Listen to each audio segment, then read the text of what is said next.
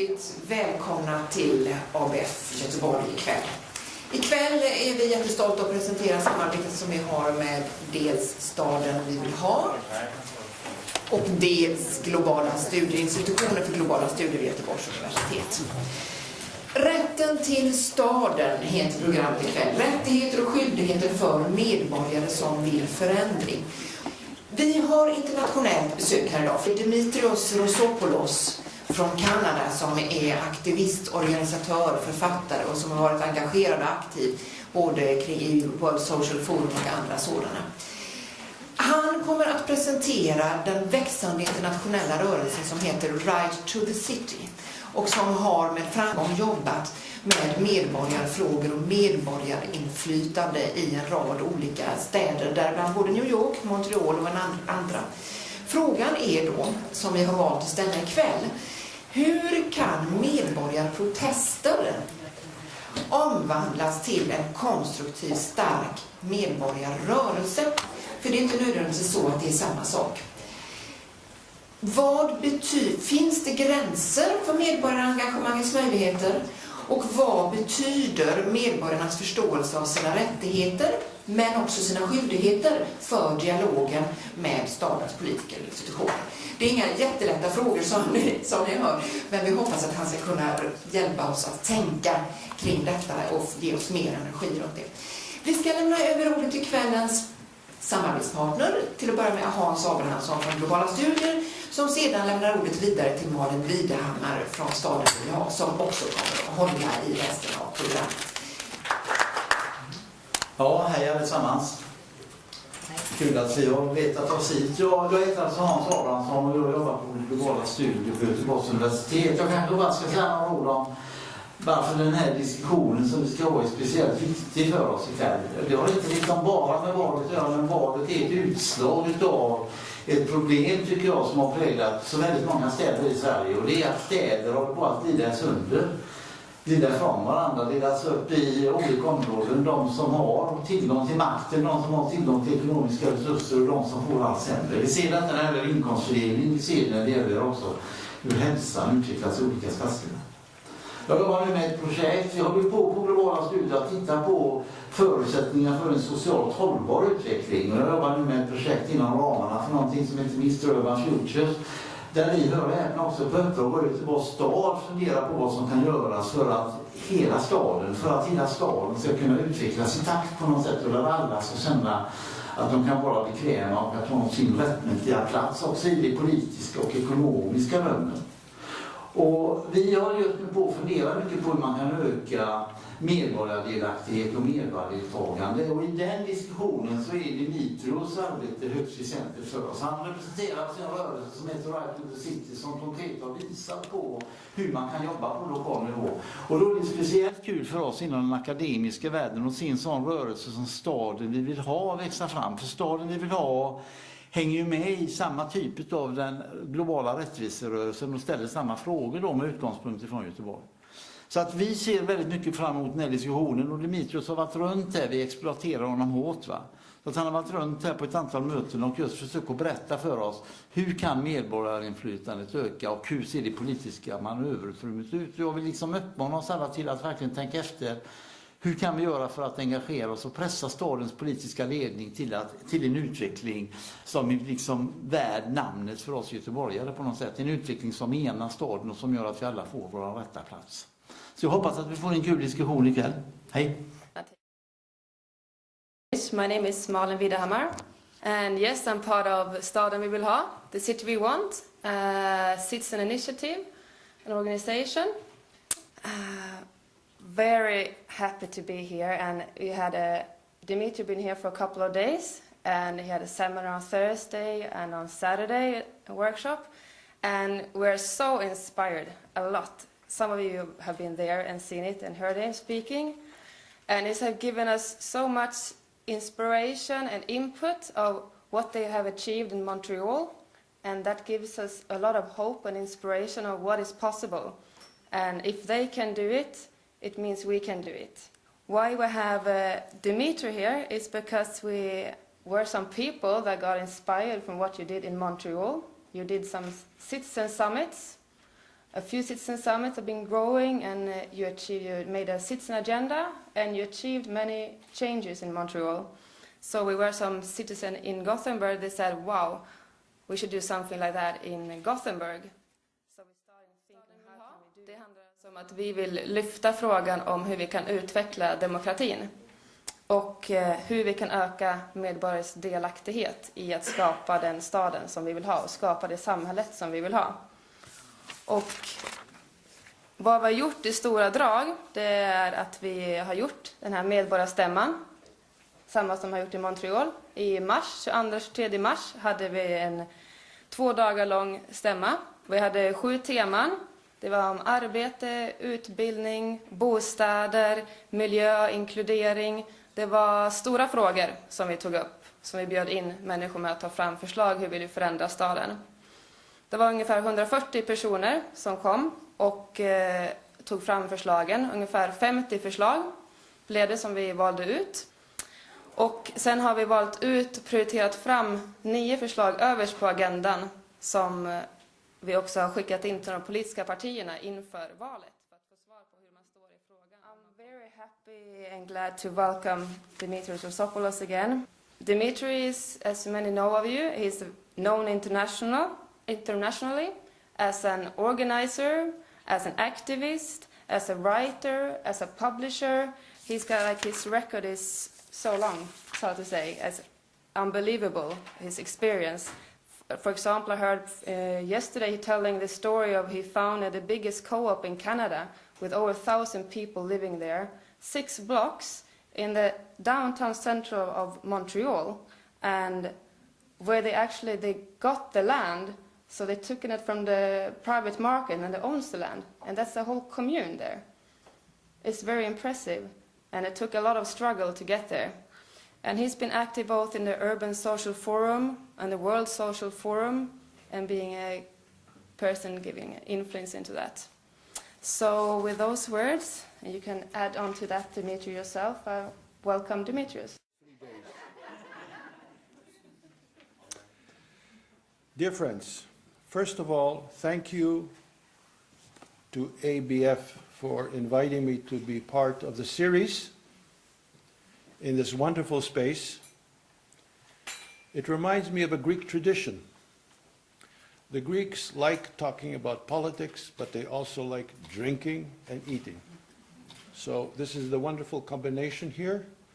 Bravo to all of you. And I have to say that we're going to do some hard work tonight, all of us together. We're going to use our brain and we're going to use our heart to try to understand some very important issues, some very important contradictions in our society, and try to find some roads in a roadmap for a better future. Let us try to remember 1939 to 1945. The most horrible, the most tragic war in the history of humankind, with over 35 million people dead, children, women, and men. The trauma of that war was so deep that at the end of the war, a promise was born. It was the United Nations. And in 1948, the United Nations General Assembly adopted the Universal Declaration of Human Rights.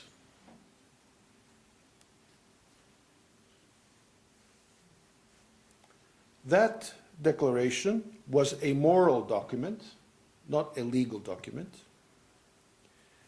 And gradually over the decades, the idea of human rights began spreading throughout the planet.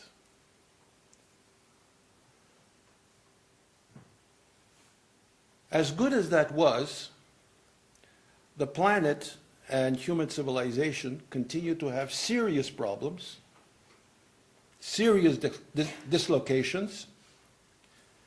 And amongst these were, of course, more wars, more and major growing environmental problems,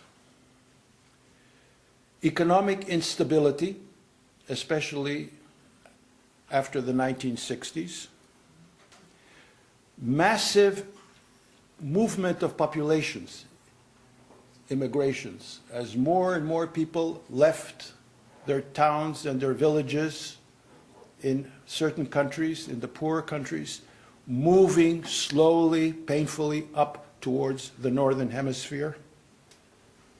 I need only remind you that in the first 6 months of 2014, over 100,000 people crossed the Mediterranean and today are found in southern Italy.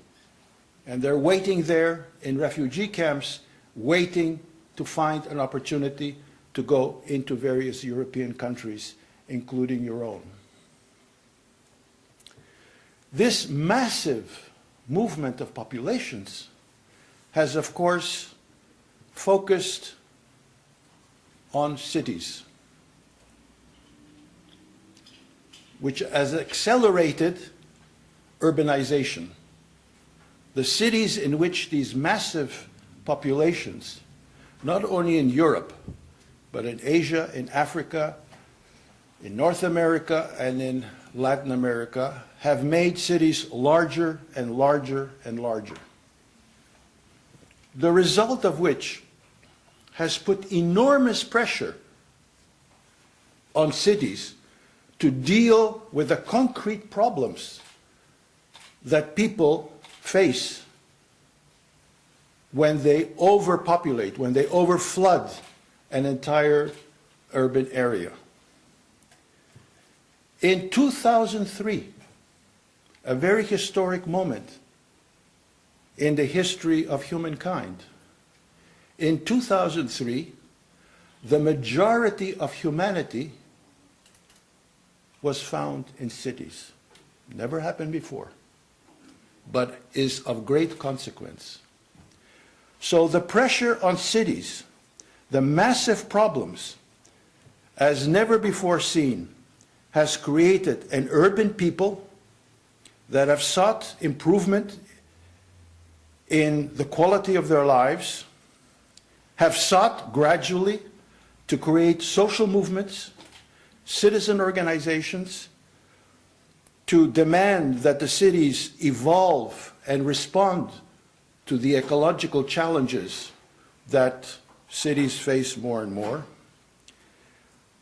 And also, as they proceed to demand changes, fundamental changes in the way cities function, they have raised the specter of democracy, fundamental, deep democracy. People are knocking at the doors and windows of power, centralized power, and they say, let us in. Let us in because we demand to be in and we demand to become part of the decision-making process in our neighborhoods and in our cities. And as they raise this demand, they are raising the issue of the city of social justice. Not only the ecological city, not only the democratic city, but the city of social justice. This pressure is building all over in various key cities around the world. Cities also, by the way, are playing a more and more important role in the global and world economy. You know, as well as I, that the United Nations, for instance, has identified 40 to 60 major cities across the planet that play a determining role in the evolution of the world economy. In other words, They are playing a role in determining what happens in the world economy, as important as, if not more important, than the 400 to 500 major multinational corporations that also determine the future ups and downs of the world economy. So cities are playing an important political, economic, social, and cultural role more than any other time in human history.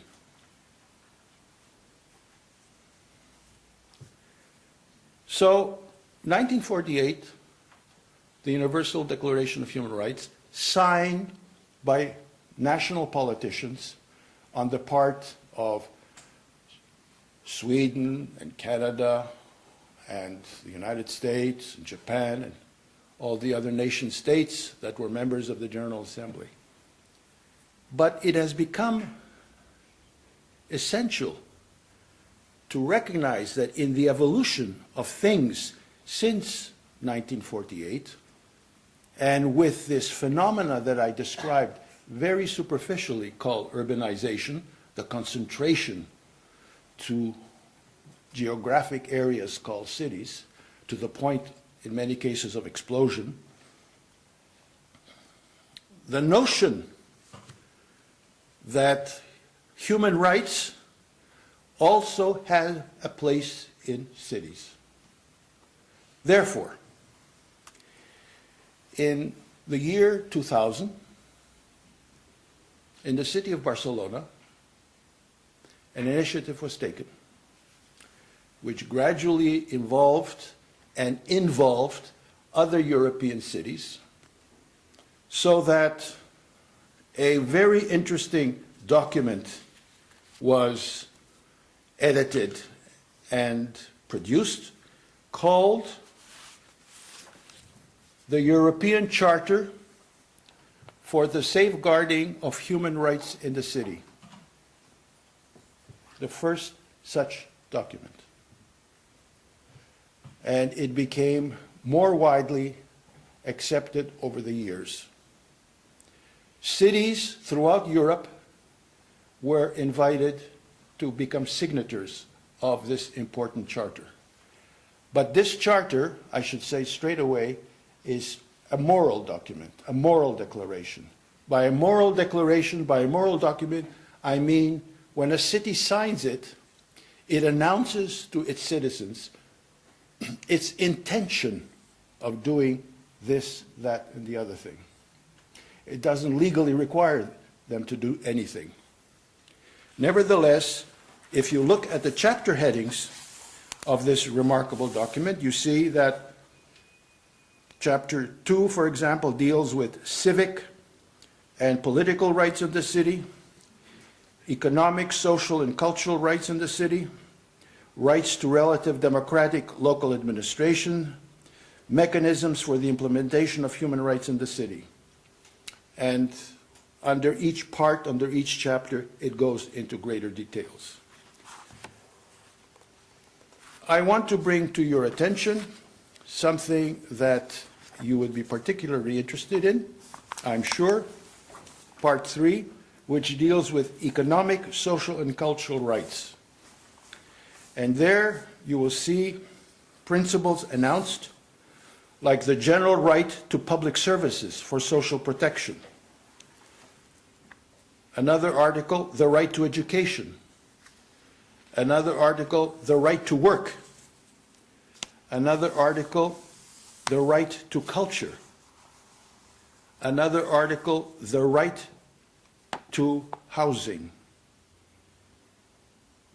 You know, we have three basic needs, we human beings. We need food. We need somewhere to sleep. And we need clothing. In order to get these three, we often are required to work. But housing is a fundamental need. A fundamental right, as a result, is the consequence. And the article reads, 1, all citizens have a right to proper, safe, and healthy housing. 2, municipal authorities endeavor to ensure appropriate supply of housing and infrastructure for all their inhabitants, without exception, within the limits of their financial resources. They must include measures encompassing the homeless, which will guarantee their safety and dignity, as well as safeguard structures for women who are victims of violence or who are attempting to escape from prostitution.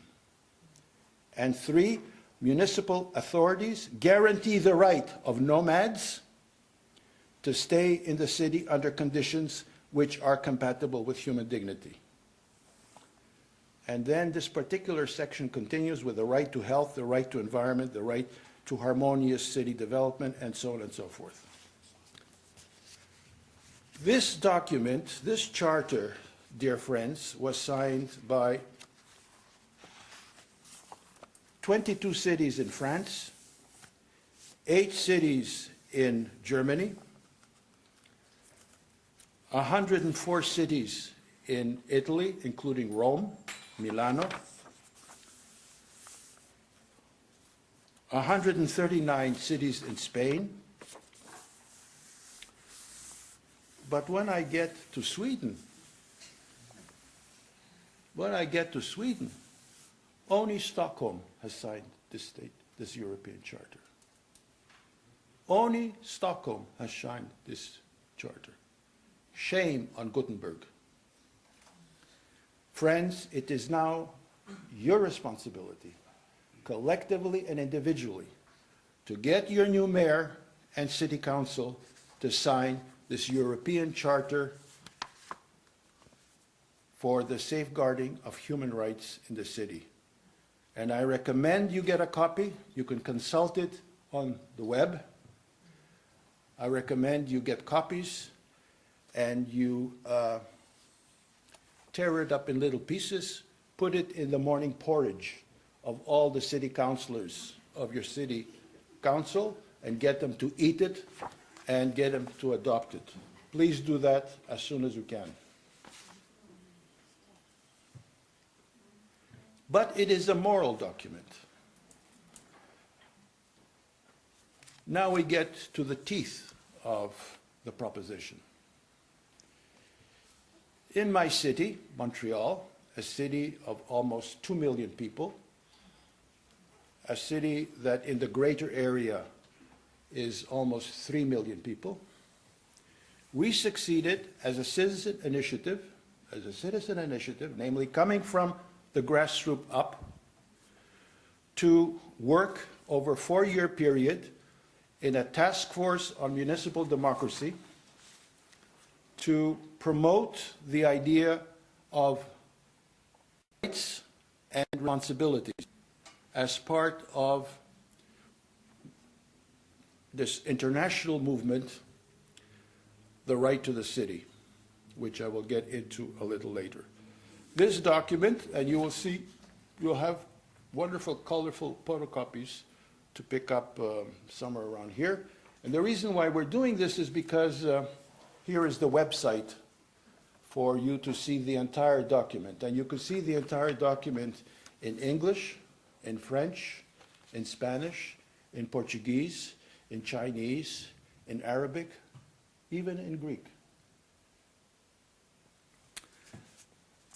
Because this document, which took us 4 years to write and to discuss with city councilors, with civil servants, with lawyers, so on and so forth, was finally adopted by our city council in 2006. And don't get a heart attack when I say this. Please don't get a heart attack. But it was actually adopted unanimously by our city council. Don't ask me how that happened. It took a lot of hard work, but it happened.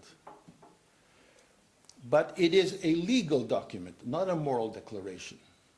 By that I mean that it has become part of the charter, the constitution of the city of Montreal. To change this charter, it takes a 2/3 majority. It is a legal document that deals with democracy. It deals with economic and social rights. It deals with the environment. It deals with cultural life, leisure, physical and sports activities, sustainable development, and so on and so forth. It is well worth reading. It is well worth reading. And I'm going to draw your attention to part 2. My favorite part is part 1, which deals with democracy. But tonight, I decided to sacrifice myself and to draw your attention to part 2, which is economic and social life. Because, why do I do that? Because of the nature of this forum, but also because all Charter of Rights, generally, including the United Nations Declaration of Human Rights, do not deal with economic rights. And the reason why these other charters do not deal with economic rights is because the state does not want to commit itself. The politicians do not want to commit themselves to dollars and cents to deal with certain specific issues. They want to have the absolute and divine prerogative to decide that themselves in their cabinet, their council of ministers, and the majorities that they have over their legislatures. But in the case of our city council, in the case of our charter, we have a chapter, an important chapter, on economic and social life. The essence of a Charter of Rights is this, and this is particularly illustrated in this example. It is a clearly written document in lucid language, crystal clear language. So even the most television drugged person can read it. It is a lucid document which explains the responsibility of the civic authorities, of the city government, the responsibilities it publicly acknowledges towards you and me as citizens. It admits publicly its responsibilities to you and me. This is quite unusual in political life. Usually, governments hide behind a political theology and obscurantism, laws that only theologians or political theologians can understand. But this is not the case here. So in very clear languages, the City of Montreal says, citizens have economic and social rights and participate with the government of Montreal in a joint effort to ensure the continued enjoyment of such rights. They take part in this effort through actions consistent with the commitments stated in this chapter. Commitments, Article 18, to foster the enjoyment by citizens of their economic and social rights. Montreal is committed to A, taking appropriate measures to ensure that housing meets public health and safety standards with regard to the health and safety of tenants, and to provide relocation services when a building or dwelling must be closed or vacated. B, taking the appropriate measures with the support of its partners to provide homeless people with temporary and secure shelter as quickly as possible should such persons have expressed the need. C, taking into account in the implementation of housing measures the need of vulnerable people, and particularly individuals and families with low and modest income. D, maintaining with the support of government partners assistance measures for vulnerable persons to foster their access to appropriate and affordable housing. E, promoting citizen involvement in their respective communities in order to improve overall economic and social conditions. So with this article, they're establishing a partnership with you and me to deal with economic development and the development of the best social conditions. Taking appropriate measures with the support of partners, you and me, to prevent and fight poverty and social exclusion. F, providing its citizens with access to quality drinking water in sufficient quantities. And G, ensuring that no citizen is denied access to drinking water for economic reasons. These two last articles means that in Montreal, it is impossible to privatize water. It is impossible to privatize water. And you know, and I do know, that many cities in Europe have these private interests, like crocodiles, waiting to take over the water supply of a city, And some of them have backfired. I know in France, for example, it has backfired so seriously that the public domain had to come back in to put them under municipal administration. In Montreal, it's not even debatable, the privatization of water. So here you have, in a number of articles, a commitment by the City of Montreal to respect and implement my right and your right to housing. The document also has a very important conclusion, which is quite lengthy and is called the responsibility of citizens. Because what you take, you also have to give back. And so there is where a collective sensibility comes in. We live in our own house, but once we come out of our apartment, we join inevitably the community, the neighborhood, our immediate social, cultural, and political milieu. And we have to be part of that neighborhood. We have to exercise responsibility towards our fellow citizens in our neighborhood and the city at large, and that section explains it in detail. This is, I repeat, a legal document. It's not a moral declaration. Now, what do I mean specifically by that? I mean that if you feel that your rights are not being respected by the city administration, by the city government, you have the legal right to deposit a formal complaint to the office of the Montreal Ombudsman.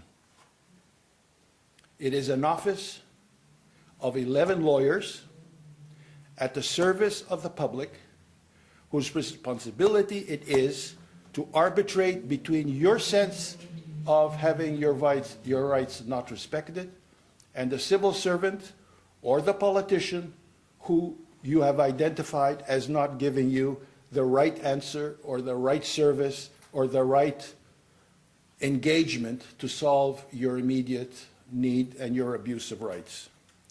So you have a whole legal authority that enters into the picture. And finally, part of that legal framework is a very important office, which I urge you, citizens of Gotenburg, to also demand, apart from an office of a municipal office of an ombudsman.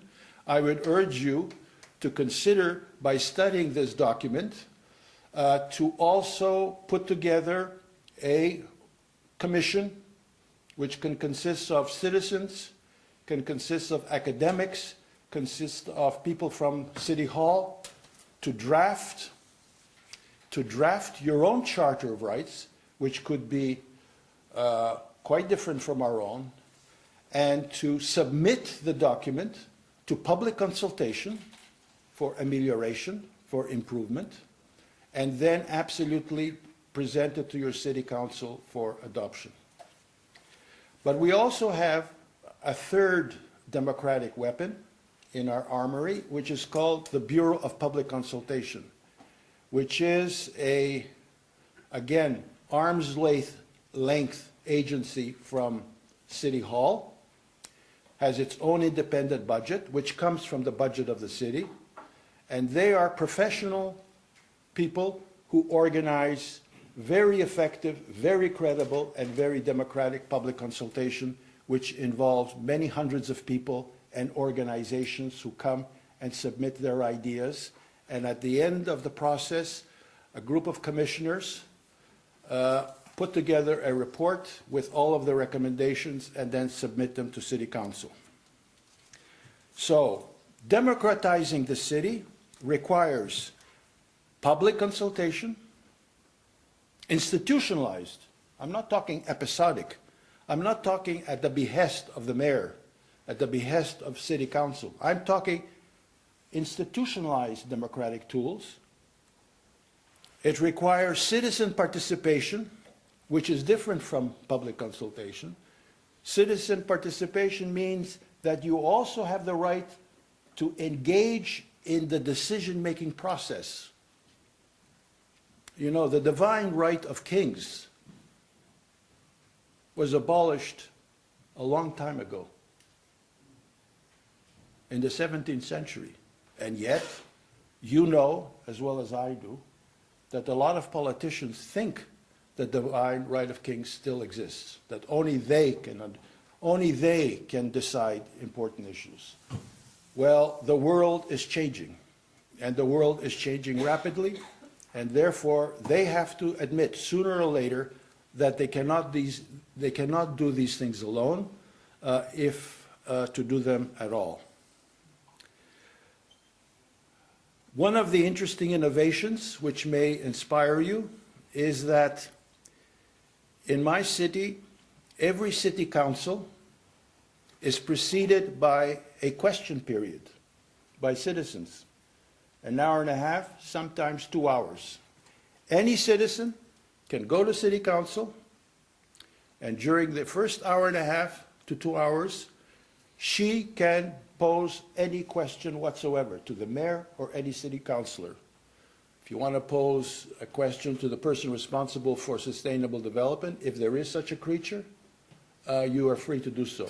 And you get a reply that is recorded, a reply that is made public.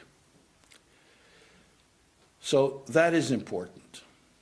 And in addition, what civil society has to press for is a breach in the dike of centralized power by demanding that there is a partnership between civil society, social movements on the one hand, and City Council on the other. Friends, they cannot administer the city by themselves. They cannot administer the city by themselves. They need our experience as citizens, they need our expertise as citizens in order to have an ongoing discussion as to what are the best public policies. And as this partnership evolves with civil servants, with the politicians, with civil society organizations, eventually we enter the terrain of economic democracy. And by economic democracy, I mean in this instance, the institution of the participatory budget. The participatory budget was started in a southern Brazilian city, Porto Alegre, where in 2001 the first World Social Forum was held. And it has grown and grown so that today there are 540 cities throughout the world that have a participatory budget. What is a participatory budget? It gives the opportunity of citizens like you and me to follow the whole process of the development of the municipal budget, the discussion of what economic priorities that municipal budget should have. After all, it's, you know, the money that comes out of our pockets. So we have a right to determine what the economic priorities are. And that is a very exciting and very important democratic process that began in southern Brazil in the city of Porto Alegre, which is a city more or less the size of Montreal with a very important industrial base. And that begins a whole debate around economic democracy and economic priorities. So there you have it, a whole tableau of tools that we formulated, we advanced, coming from a long history and a painful history in the 20th century into the 21st. And let me conclude by drawing your attention to another very important article in the Montreal Charter of Rights and Responsibilities. Under Chapter 1, chapter on democracy, my favorite chapter, Article 16H, the right to citizen initiative. What does that mean? That means if you or I want a public discussion on public transportation, on air pollution, on noise pollution, whatever the question is, whatever the hard question is, we can initiate a process whereby we sign a certain number of names on a petition, and the politicians are then obliged to have a formal, transparent, and democratic public consultation on the question. And the recommendations after that public consultation are then deposited with City Council. 2 years ago, in the movement called food sovereignty, which means it's a movement whereby people in cities, people in urban areas want more and more the capacity to grow their own food. In the case of our cities, in Canada, for example, most of our food comes from California and Florida. Well, can you imagine these enormous multi-ton trucks leaving Californian farms and driving all the way across the continent to deliver food to our supermarkets? Well, people said, that's not a good thing. So we have to find a way in which we can grow more food in our city. And so 2 years ago, a group of citizens undertook to sign a petition on a metropolitan issue, which means an issue that engages the whole city, not just a neighborhood. And in order to do that, they had to collect 15,000 signatures. And you know, collecting a petition of 15,000 signatures is no small feat. Requires a lot of hard work. And yet, these people did exactly that. They went to public squares, public parks, public libraries, municipal buildings. They went on trams, they went on buses. They went, set up shops on sidewalks, all over the city. They were collecting signatures. And you know, when you collect a signature person to person, it's not like filling a petition on the internet, you know? You have to discuss the problem with people. You have to convince them that the text of your petition is worthwhile, it's a good idea. So there's a discussion that takes place, an interaction of human beings.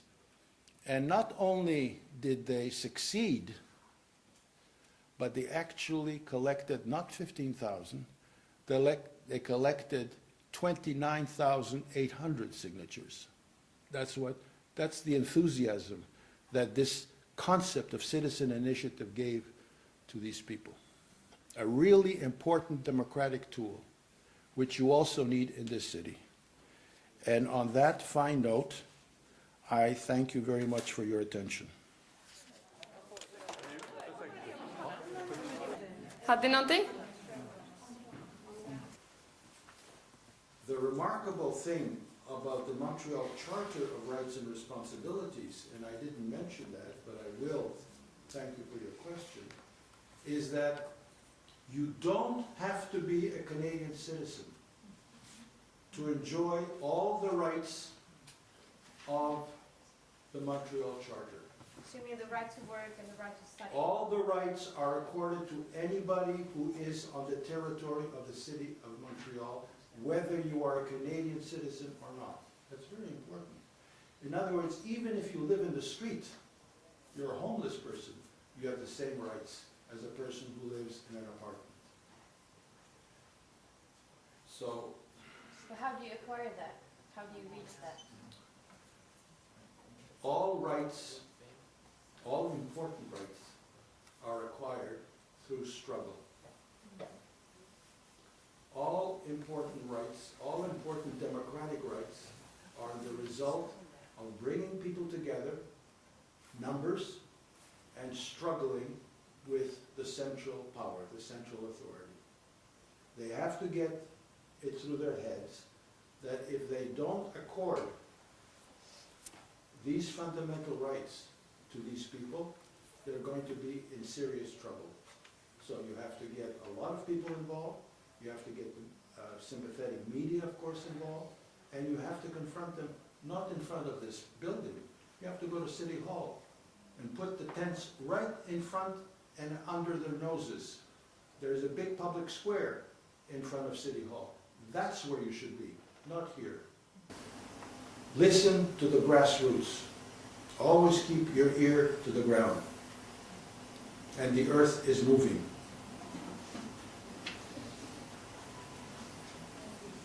I'm very curious about this, the housing, the rights to higher housing in Montreal. What has happened since they got this legal rights of housing? Well, very interesting. A journalist this afternoon was very interested, but asked me the same question. And I replied by giving him the following answer. No new building can be put up on the territory of the city of Montreal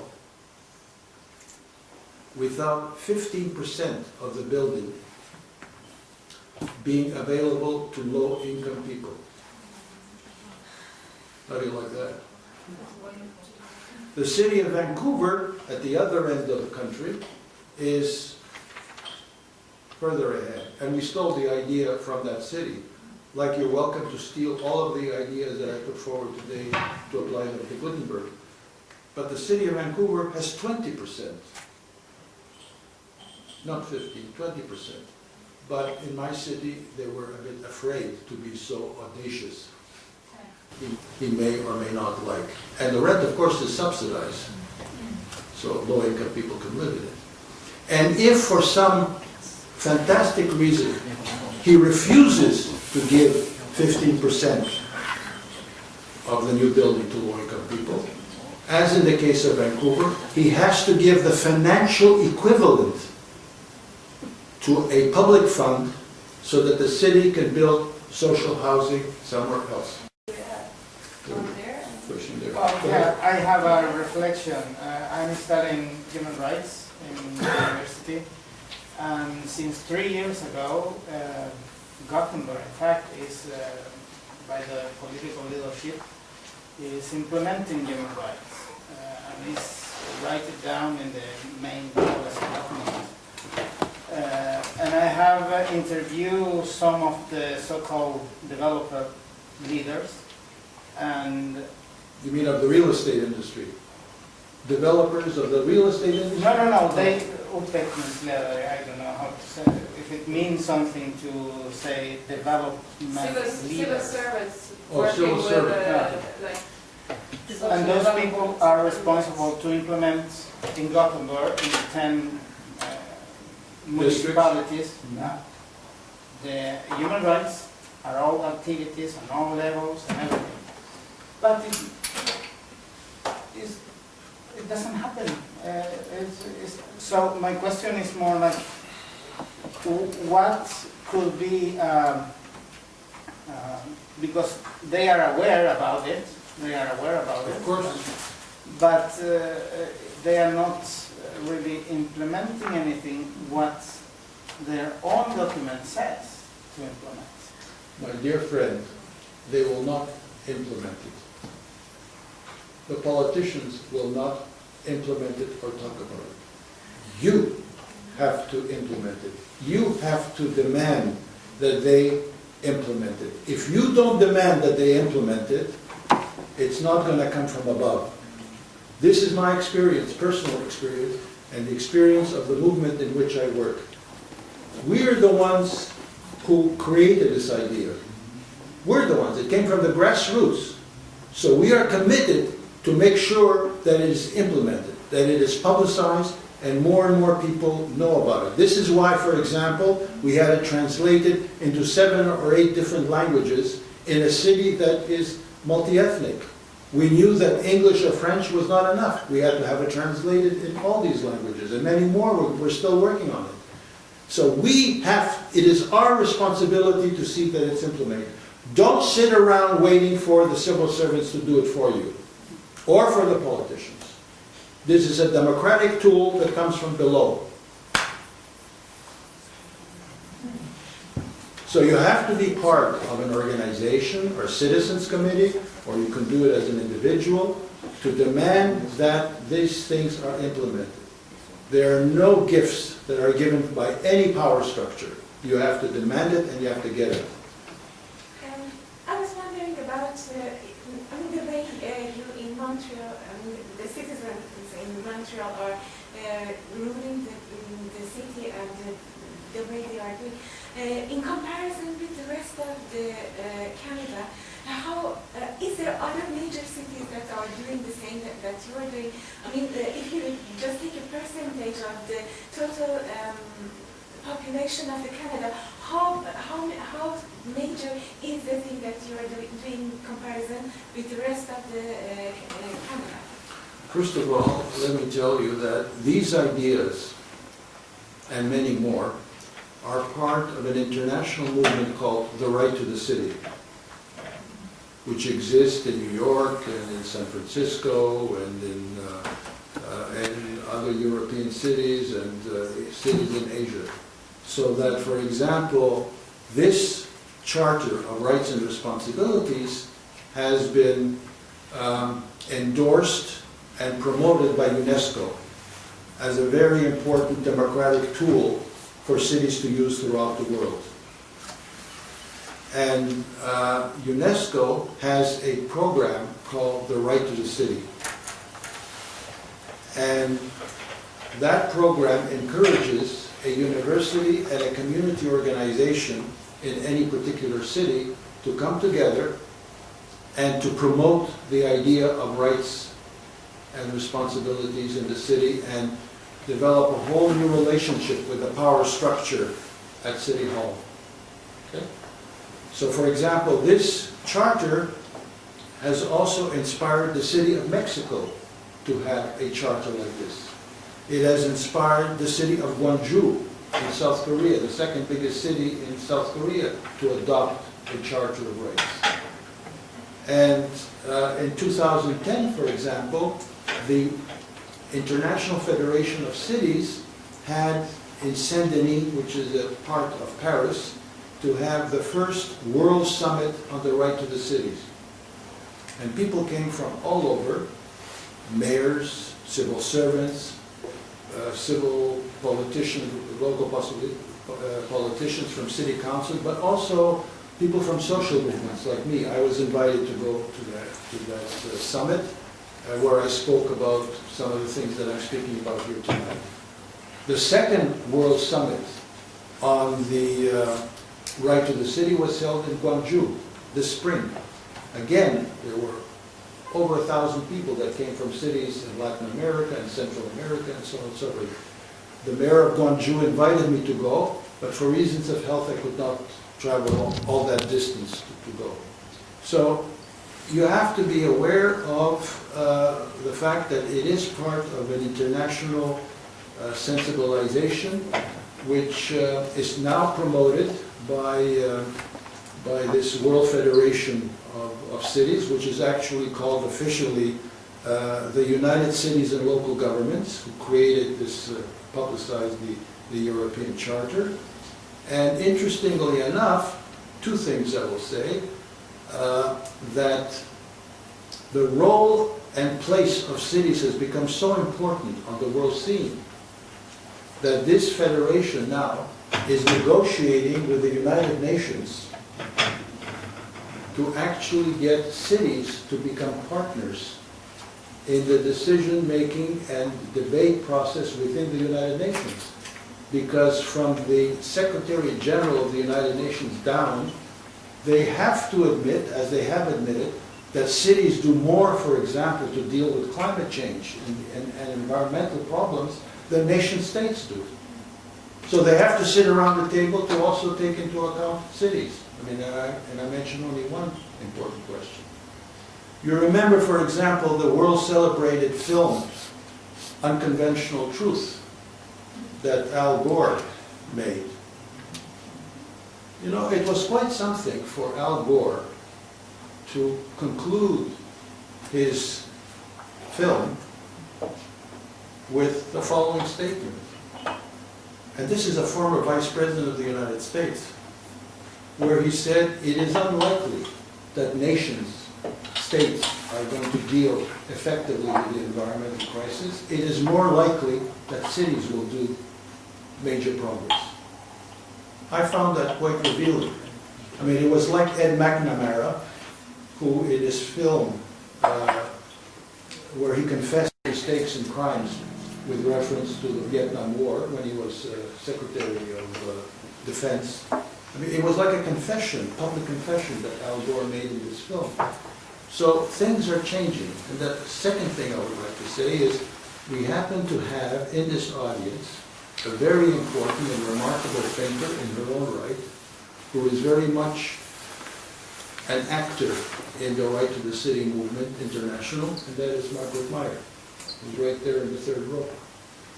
Before starting the halls were actually created, I was on a study cycle, and we read documentation.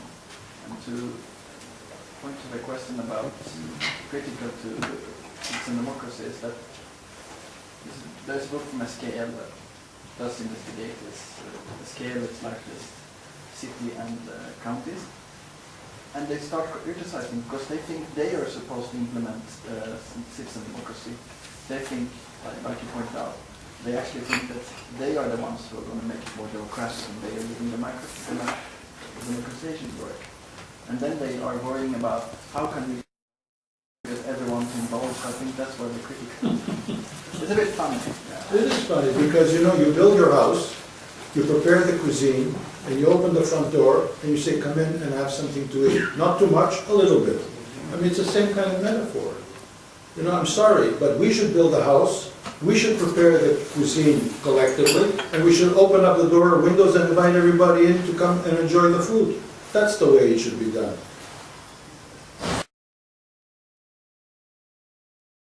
What are you thinking ahead?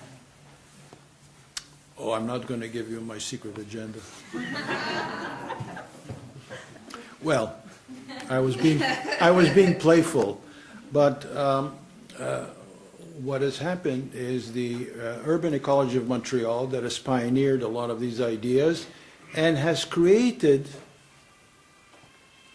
a grassroots interest by organizing citizen summits on the city, 5 of them, each bigger than the other one. Now we are ready to tackle the question of economic democracy. Now that we made some progress in the area of political democracy, we want to start putting forward the idea of economic democracy. And there are 2 dimensions to that. One is the participatory budget, which I said earlier, some 540 cities across the world practice different forms of participatory budget, which means that you open up the possibility of ordinary people like you and me deciding on the economic priorities of public funds that are administered by the local government. You know, nothing, absolutely nothing interests people more than how money is spent. You can talk all you want about political ideals, but when you talk concretely about how you spend public money that belongs to you and me, there's a whole different level of interest. And it's interesting because it can involve ordinary people in a way that discussions around political democracy don't necessarily do. So we're opening up that door. The other door that we're opening is the question of land. Land in a city is a very important basis upon which to determine the future evolution of a city, the political economy of the city. And unfortunately, our societies, who are devoted to market capitalism, have risen the principle of private property to the point where it's almost a divine rule. And there are movements in North America, both in the United States and in Canada, more and more to create land trusts. Land trusts are large pieces of land, urban as well as rural, but often they are urban pieces of land, which are either publicly owned or owned collectively by the community in which the land is to be found. Now, this idea is now gaining currency, gaining favor, gaining popularity, even amongst urban planners and urban geographers, because speculation on land is considered far too destabilizing in the social, political, and economic life of a city. So they're trying to find a way in which land can move from the exclusive domain of private ownership to a more semi-public or public or neighborhood-based form of ownership. This is not a pipe dream. This is not a dream in the sky. It is something that we in our community, in my neighborhood, we have actually put into practice. We have collectivized, we have put under our control, the control of our community, our cooperatives. We have put a 6-block area, 6 blocks in the center of Montreal, under our ownership and control. And as a result, we have the following consequences. This is a federation of 22 cooperatives. As a result, we have the following consequences. 1, there can be no speculation within that 6-block area. That is to say, nothing can be bought or sold. We have taken the 6-block area off the market. Market capitalism doesn't exist within that 6-block area. Second, it has stabilized our rents. Our rents increase with the increase in the standard of living. That's all.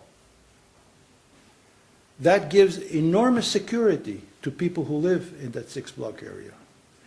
And it is such a celebrated case of success, of people power, that I'm going to Geneva in about 2 weeks on my speaking tour, and I'm speaking at a big international conference on housing to explain to them how we did it, how it works, and how it can be duplicated.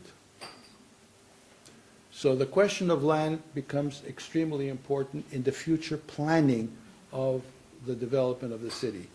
And as a result of our success, we have other communities to the east and to the west of the center city who are also inspired to do the same thing. And I could give you those 2 examples too, if we had time. Thank you for your attention.